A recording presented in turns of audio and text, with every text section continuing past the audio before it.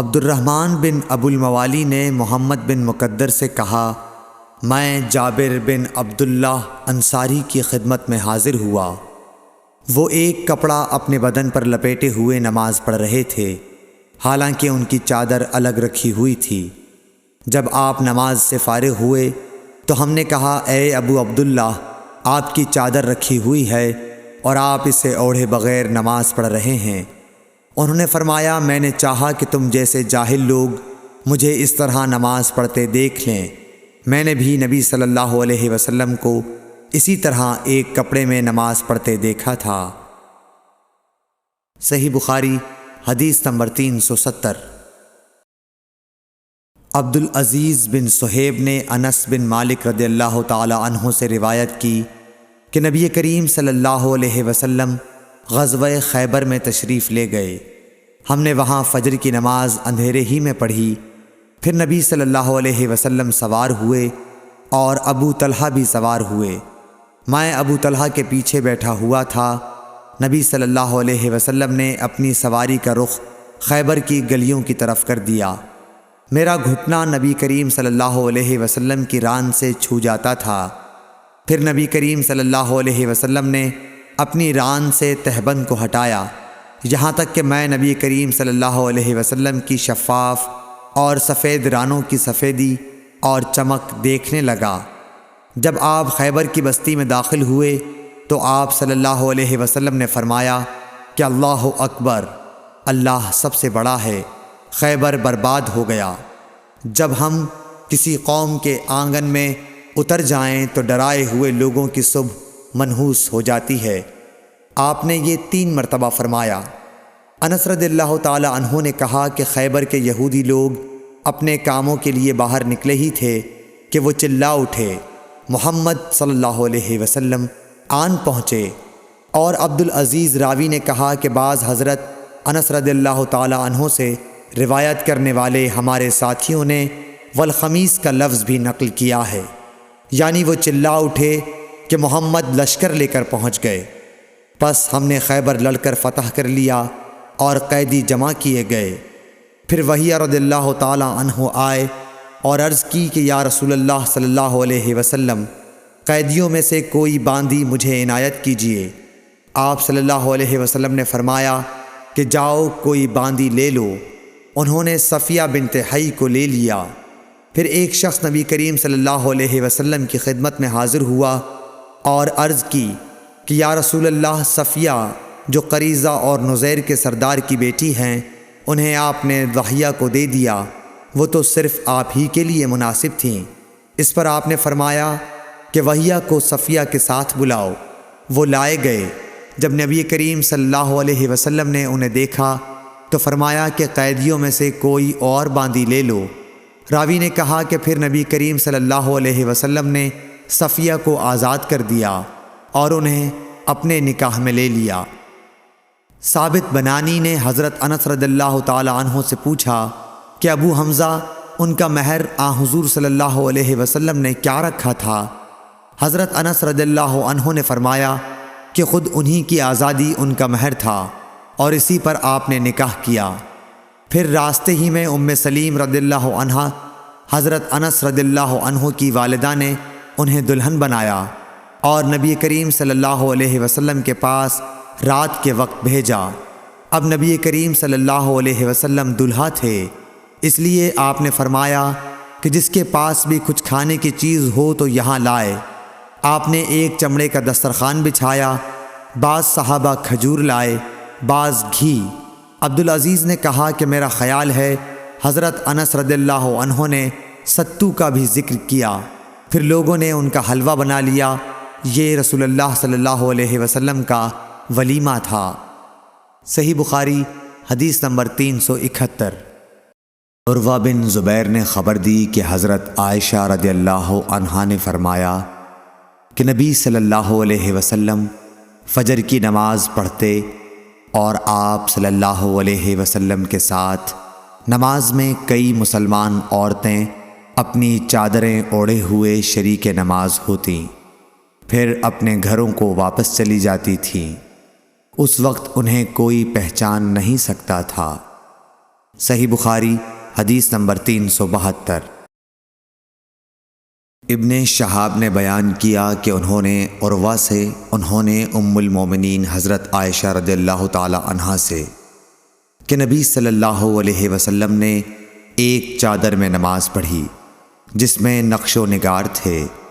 آپ صلی اللہ علیہ وسلم نے انہیں ایک مرتبہ دیکھا، پھر جب نماز سے فارغ ہوئے تو فرمایا کہ میری یہ چادر ابو جہم عامر بن حذیفہ کے پاس لے جاؤ اور ان کی انجانیاں والی چادر لے آؤ، کیونکہ اس چادر نے ابھی نماز سے مجھ کو غافل کر دیا۔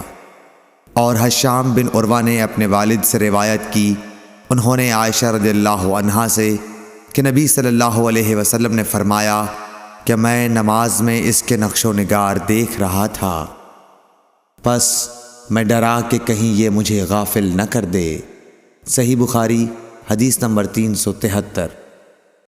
عبدالعزیز بن صہیب نے انس رضی اللہ عنہ سے نقل کیا کہ حضرت عائشہ رضی اللہ عنہا کے پاس ایک رنگین باریک پردہ تھا جسے انہوں نے اپنے گھر کے ایک طرف پردے کے لیے لٹکا دیا تھا۔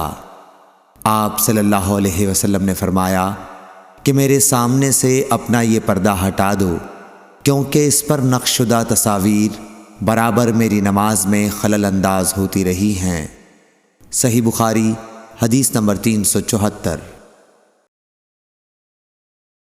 عقبہ بن عامر نے کہا کہ نبی کریم صلی اللہ علیہ وسلم کو ایک ریشم کی قبا تحفے میں دی گئی، اسے آپ نے پہنا اور نماز پڑھی، لیکن آپ جب نماز سے فارغ ہوئے تو بڑی تیزی کے ساتھ اسے اتار دیا، گویا آپ اسے پہن کر ناگواری محسوس کر رہے تھے۔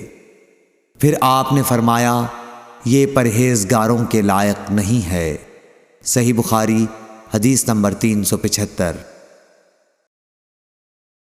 ابو جحیفہ وہب بن عبداللہ سے روایت ہے کہ میں نے رسول اللہ صلی اللہ علیہ وسلم کو ایک سرخ چمڑے کے خیمے میں دیکھا، اور میں نے یہ بھی دیکھا کہ بلال رضی اللہ تعالی عنہ حضور صلی اللہ علیہ وسلم کو وضو کرا رہے ہیں، اور ہر شخص آپ کے وضو کا پانی حاصل کرنے کے لیے ایک دوسرے سے آگے بڑھنے کی کوشش کر رہا ہے۔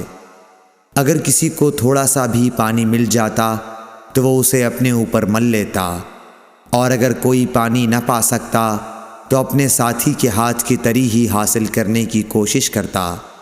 پھر میں نے بلال رضی اللہ تعالی عنہ کو دیکھا کہ انہوں نے اپنی ایک برچھی اٹھائی جس کے نیچے لوہے کا پھل لگا ہوا تھا، اور اسے انہوں نے گاڑ دیا۔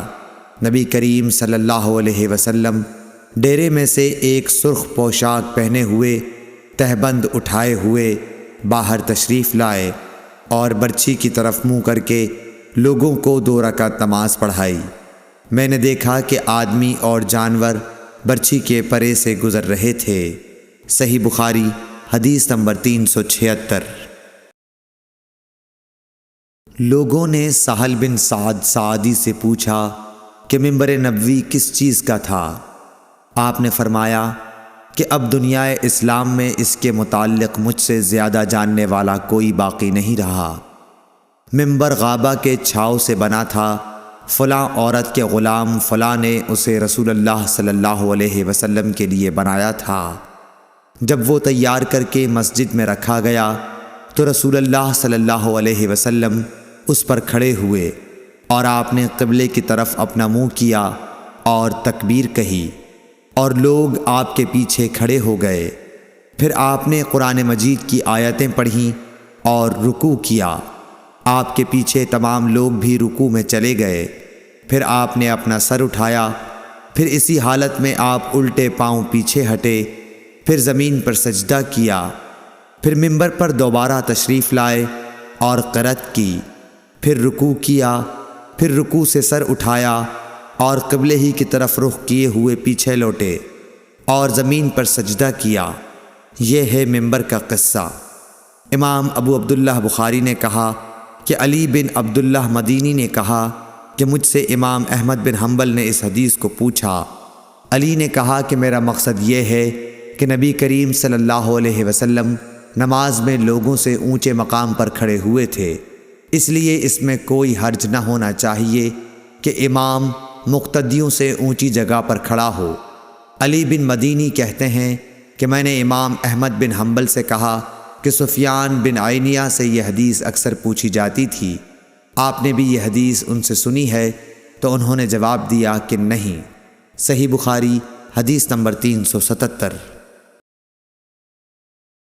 حمید طویل نے خبر دی انس بن مالک سے کہ نبی کریم صلی اللہ علیہ وسلم 5 ہجری میں اپنے گھوڑے سے گر گئے تھے، جس سے آپ کی پنڈلی یا کندھا زخمی ہو گئے، اور آپ نے 1 مہینے تک اپنی بیویوں کے پاس نہ جانے کی قسم کھائی۔ آپ اپنے بالا خانے پر بیٹھ گئے جس کے زینے کھجور کے تنوں سے بنائے گئے تھے۔ صحابہ مزاج پرسی کو آئے، آپ نے انہیں بیٹھ کر نماز پڑھائی اور وہ کھڑے تھے۔ جب آپ نے سلام پھیرا تو فرمایا کہ امام اس لیے ہے کہ اس کی پیروی کی جائے، پس جب وہ تکبیر کہے تو تم بھی تکبیر کہو، اور جب وہ رکوع میں جائے تو تم بھی رکوع میں جاؤ، اور جب وہ سجدہ کرے تو تم بھی سجدہ کرو، اور اگر کھڑے ہو کر تمہیں نماز پڑھائے تو تم بھی کھڑے ہو کر نماز پڑھو۔ اور آپ 29 دن بعد نیچے تشریف لائے تو لوگوں نے کہا، یا رسول اللہ، آپ نے تو 1 مہینے کے لیے قسم کھائی تھی۔ آپ نے فرمایا کہ یہ مہینہ 29 دن کا ہے۔ صحیح بخاری حدیث نمبر 378۔ عبداللہ بن شداد نے حضرت میمونہ رضی اللہ تعالی عنہ سے روایت کی، آپ نے فرمایا کہ نبی صلی اللہ علیہ وسلم نماز پڑھتے اور حائضہ ہونے کے باوجود میں ان کے سامنے ہوتی۔ اکثر جب آپ سجدہ کرتے تو آپ کا کپڑا مجھے چھو جاتا۔ انہوں نے کہا کہ آپ کھجور کے پتوں سے بنے ہوئے ایک چھوٹے سے مصلے پر نماز پڑھتے تھے۔ صحیح بخاری حدیث نمبر 379۔